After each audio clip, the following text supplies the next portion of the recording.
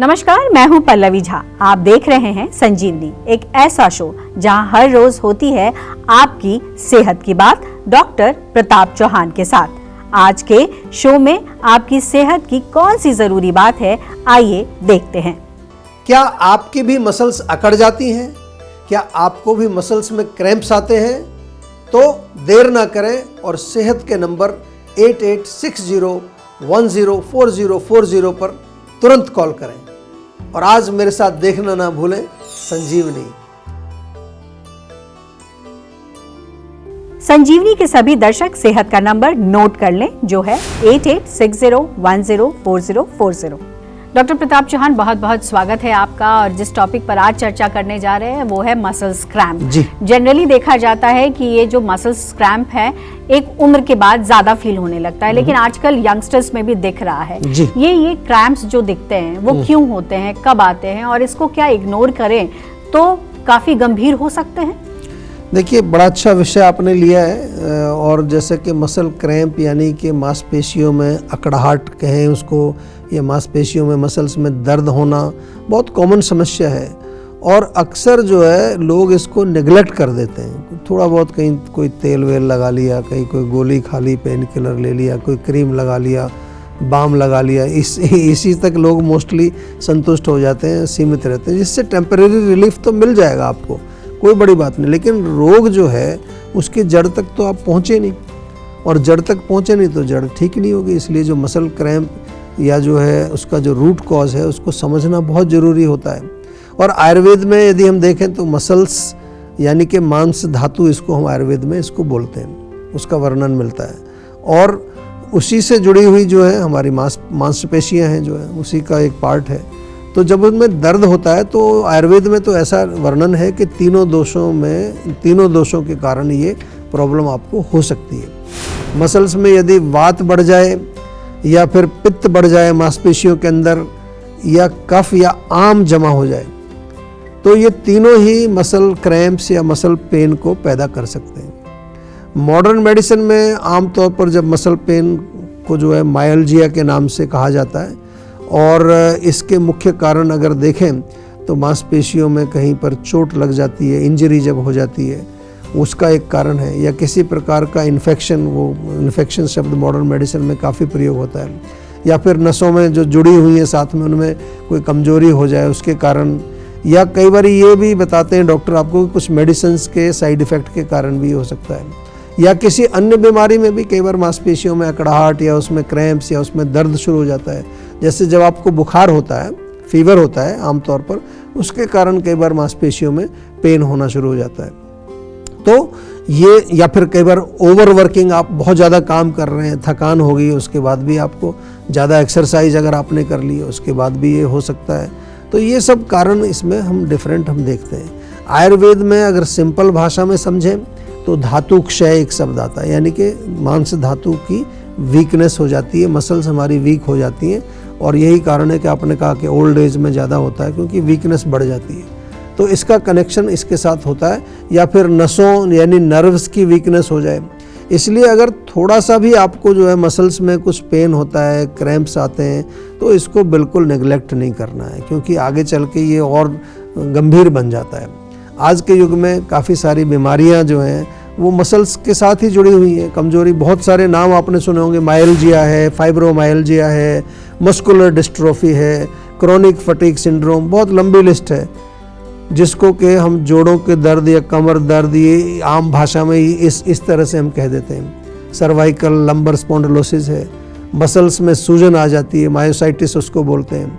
ये नाम आपने सुने होंगे। ऑटो इम्यून कई प्रकार के डिजीज़ हैं जिसमें हमारी मसल्स इन्वॉल्व हो जाती हैं, तो जैसे मल्टीपल स्क्लेरोसिस है, SLE है, लूपस है। तो बिल्कुल आपको इसको लाइटली नहीं लेना है, और करना क्या है, केवल एक सेहत का नंबर आपको डायल करना है। हमारे यहाँ जीवा में विशेष रूप से हर तरह के रोगों का बिल्कुल साइंटिफिक तरीके से, एविडेंस बेस्ड बिल्कुल हम काम करते हैं, प्रोटोकॉल के तहत काम करते हैं, और आपको समझा के करते हैं। ऐसा नहीं कि कुछ ऐसे बस हवा में बात करते हैं। जब आप आएंगे तो आपको पूरा समझाएंगे हमारे डॉक्टर, फिर आपको उसकी प्रॉपर प्रक्रिया, लाइन ऑफ ट्रीटमेंट वगैरह सब। और आज इस शो में भी आपके साथ हम कुछ और विस्तार से इस विषय पर बात करेंगे, ध्यान से सुनिए। जी, अब देर ना करें और सेहत के नंबर पर फौरन कॉल करें। हमारा सेहत का नंबर है 8860104040। सीमा राजस्थान से हमारी कॉलर जुड़ी हैं। सीमा जी, बहुत बहुत स्वागत है आपका। क्या सवाल है डॉक्टर चौहान से आपके, पूछें। हेलो, नमस्ते सर। नमस्कार जी। नमस्कार सर, मैं रिया। हेलो। हाँ जी, हाँ बोलिए, सुन रहे हैं, बताइए। जी सर, मैं राजस्थान से बात कर रही हूँ। मेरी उम्र 38 है और मेरे बैकबोन में बहुत ज्यादा दर्द रहता है। देखिए, बैकबोन में दर्द होने के कारण कई सारे होते हैं और महिलाओं में खास तौर से जो है, जो आपने अपनी आयु बताई है, कई बारी जरूरी नहीं है कि वो केवल पोस्चर की वजह से ही हो, पोषण की कमी से होती है। कभी कभार महिलाओं का जो मासिक धर्म होता है, मेंस्ट्रुअल साइकिल, उससे रिलेटेड भी प्रॉब्लम्स होती हैं। और क्योंकि कमर का हिस्सा है, मैंने बहुत सारे पेशेंट्स में देखा है, उसको कभी आप सोचेंगे भी नहीं, पेट की खराबी से कमर में दर्द होता है। कॉन्स्टिपेशन हो, ब्लोटिंग हो, अपच हो, उससे भी हमारी कमर में दर्द होता है। तो इसलिए आपका कौन सा कारण है, एक तो ये जानना बहुत ज़रूरी है। लेकिन जैसा कि आप जब कॉल करते हैं तो आपकी एक्सपेक्टेशन रहती है कि कुछ तो बताएं, तो मैं एक तो आपको हमेशा बताता हूं कि कहीं भी दर्द हो शरीर में, थोड़ा ऑयलिंग ज़रूर करें। तिल का तेल ले लीजिए, बल्कि तिल के तेल में थोड़ा लहसुन और अदरक पका करके उसका प्रयोग करिए। दूसरी चीज़, खाने पीने में जो बादी वाली चीज़ें उनको बंद करिए। राजमा है, उड़द की दाल, छोले, गोभी, भिंडी, ये मत खाइए। और तीसरी चीज़, सेहत का नंबर आपके पास है ही, आपने कॉल किया है तो दोबारा से कॉल करके हमारे डॉक्टर से एक प्रॉपर कंसल्टेशन बुक करके उनके साथ बातचीत करिए। वो आपको और विस्तार से आपकी प्रॉब्लम भी समझेंगे और उसका उपचार भी बताएंगे।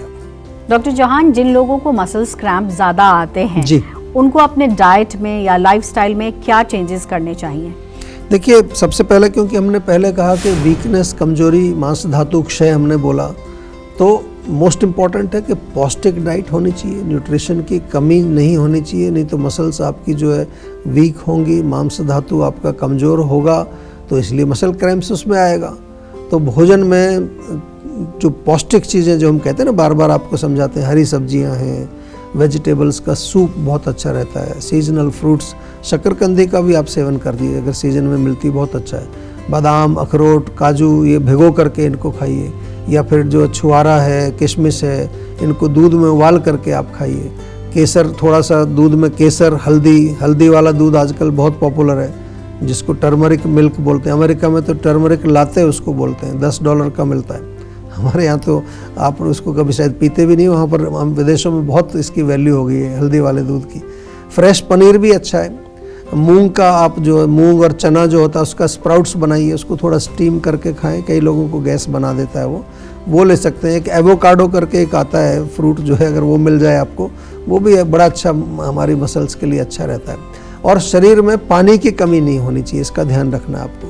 तो पानी जो है पीते रहें। कई लोग आजकल पानी बहुत कम पीते हैं, चाय पीते रहते हैं दिन भर, तो पानी पिएं, चाहे नारियल पानी पिएं, तरबूज, पपीता बहुत अच्छा है, उसका सेवन कर सकते हैं। लेकिन पित्तवर्धक भोजन कम खाना है आपको। तीखा, खट्टा, मिर्ची, मसाला, नमकीन, जंक फूड, ये बिल्कुल इसको मत खाइए। प्रोसेस्ड फूड भी जो होता है, जिसमें प्रिजर्वेटिव डलें, केमिकल डलें, या जो स्ट्रीट फूड आजकल जो होता है ना, घर का बना हुआ खाना आप खाएंगे जितना, वो बहुत अच्छा रहेगा आपके लिए। जहाँ तक लाइफस्टाइल की अगर हम बात करें, तो हर रोज़ तिल के तेल से पूरे शरीर में मालिश करिए, बहुत बढ़िया आदत बन जाएगी आपकी, आपको बहुत फ़ायदा होगा। और नियमित रूप से थोड़ा लाइट एक्सरसाइज करिए, योग करिए, प्राणायाम करिए। जीवा मेडिटेशन तो अब बहुत सारे लोग कर रहे हैं, आप भी शुरू कर दीजिए, यूट्यूब पर आपको मिलेगी जीवा मेडिटेशन। और जीवा का एक तो ओजवर्धक वटी हमारी बहुत अच्छी है, ओज शक्ति कैप्सूल भी है, अश्वगंधा टैबलेट्स हैं, और स्पेशली जो है ये जीवा के जो गोल्ड प्रिपरेशंस हैं, इनके बारे में और अधिक जानकारी आपको अगर प्राप्त करनी है, हमारे ऑनलाइन स्टोर पर जाइए। साल में एक बार पंचकर्म अवश्य आपको करना चाहिए सभी लोगों को। जैसा मैं कहता हूँ कि जैसे गाड़ी की सर्विसिंग आप समय समय पर कराते हैं, इसकी सर्विसिंग भी बनती है साल में एक बार तो। और माइंड के लेवल पर मन को थोड़ा शांत रखें। यदि आपको किसी भी तरह की कोई एंग्जाइटी है, स्ट्रेस है, इमोशनल प्रॉब्लम है, तो जीवा का माइंड वेलबींग प्रोग्राम एनरोल कर लीजिए, और सेहत का नंबर डायल करेंगे तो आपको और भी बहुत सारी चीज़ें हमारे डॉक्टर्स इस विषय के बारे में बताएंगे। अब देर ना करें और सेहत के नंबर पर फौरन कॉल करें। हमारा सेहत का नंबर है 8860104040। चलिए अब जानते हैं आज का जीवा मंत्र। डॉक्टर चौहान, आयुर्वेद में मसल्स क्रैम्प को लेकर के क्या कहा गया है और किस तरीके से इलाज किया गया है? जी देखिए, जहाँ तक आयुर्वेद में हम मसल्स या मांसपेशियों की बात करें तो आयुर्वेद में 7 धातुओं का वर्णन है। उनमें से एक धातु ये है मसल, जिसको हम मांस धातु बोलते हैं। और इसकी जब कमजोरी हो जाती है या फिर जो है अगर हम देखें तो किसी तरह का वहाँ पर दोषों का संचय वहाँ हो जाता है तो ये अपना काम ठीक से नहीं करती है। या फिर जो है सिंपल भाषा में कहें तो मसल्स में अगर टॉक्सिन्स जमा हो जाएं तो उसकी सफाई हम लोग करते हैं। जब हमारे पास आप आते हो तो उसकी सफाई करते हैं। केवल एक पेन किलर लेने से बात नहीं बनेगी। बहुत सारे लोगों को आदत पड़ी हुई है कि एक दर्द हो गया तो गोली खा ली, चल, उसके साइड इफ़ेक्ट बहुत होते हैं। तो हमारा जीवा मंत्र तो यही है कि डायग्नोसिस किया जाता है पहले, जो भी आपका ये जो रूट कॉज है, उसके बाद जिस दोष की बढ़ोतरी है उस दोष को बैलेंस किया जाता है। और इसके साथ साथ जो प्रोटोकॉल्स हमारे हैं वो तो आपको मालूम ही है कि साइंटिफिक तरीके से प्रोटोकॉल बने, शास्त्र पर आधारित हैं। और साथ में हम तो आजकल डेटा, जिसको कहते हैं ना आजकल डेटा और मशीन लर्निंग, आर्टिफिशियल इंटेलिजेंस, ये सब चीज़ें जीवा में हम टेक्नोलॉजी का बहुत प्रयोग करते हैं। या डिसीजन एनेबल्ड जो एल्गोरिदम्स होते हैं, एल्गोरिदम्स से बहुत सारी चीज़ें डायग्नोसिस में पता चलती है। और एक सही डायग्नोसिस जब किया जाता है तो उसके अनुसार चिकित्सा बहुत सटीक होती है। अगर डायग्नोसिस गलत हो जाएगा तो फिर उसकी चिकित्सा भी नहीं होगी। दोषों को बैलेंस करने के लिए, धातुओं को बल देने के लिए, अग्नि को स्ट्रॉन्ग करने के लिए धातु पौष्टिक फार्मूलेशंस दिए जाते हैं। और साथ में टॉक्सिन्स को रिमूव करने के लिए कुछ ऐसे फार्मूलेशंस या ऐसे कुछ काढ़े वगैरह हम देते हैं जो कि बॉडी के सूक्ष्म लेवल पर जाकर उनको डिटॉक्स करें। एंड ऑफ कोर्स जो पंचकर्म थेरेपीज जिसके बारे में हम बार बार जिक्र करते हैं उसके तो बहुत अच्छे रिजल्ट आते हैं। जितने भी आपके मांसपेशियों से जुड़े, जोड़ों से जुड़े हुए या कोई नसों से जुड़े हुए जो रोग हैं उनमें पंचकर्म बहुत अच्छा काम करता है। अभी एक पेशेंट हमारे यहाँ आई थी बाहर से, विदेश से, बिल्कुल स्ट्रेचर पर लेकर आए थे। उसको चल नहीं पाती थी, 8 साल से खड़ी नहीं हो पाई, उसकी मसल्स बिल्कुल जो है कमज़ोर हो गई थी। 1 महीना जीवा में रही, उसके बाद खड़ी होकर के गई है यहाँ से। तो वो लोग सरप्राइज थे क्योंकि जर्मनी, अमेरिका सब जगह इलाज करा चुके थे। तो ये आयुर्वेद की कोई ऐसा नहीं कि कोई जादू की छड़ी है, ये साइंस है। और प्रॉपर तरीके से जब इलाज आप करवाएंगे, प्रॉपर जब सही समझ आएगा कि यहाँ हमारा टारगेट ये है, इसको टारगेट करना है, तो फिर इलाज भी होगा। और ऐसे अगर अंधेरे में तीर चलाएंगे तो फिर कभी कभी तुक्का लग जाएगा, लेकिन हमेशा नहीं लगेगा वो। टेंशन लेने से सेहत नहीं बनेगी। सेहत बनानी है तो सेहत का नंबर मिलाएं, जो है 8860104040। और डॉक्टर चौहान की टीम के डॉक्टर से बात करके गुड हेल्थ पाएं। क्या आपकी भी ड्राई आईज हैं तो आपको क्या करना चाहिए, बताएंगे डॉक्टर चौहान। आप देख रहे हैं संजीवनी, सेहत की बात डॉक्टर प्रताप चौहान के साथ।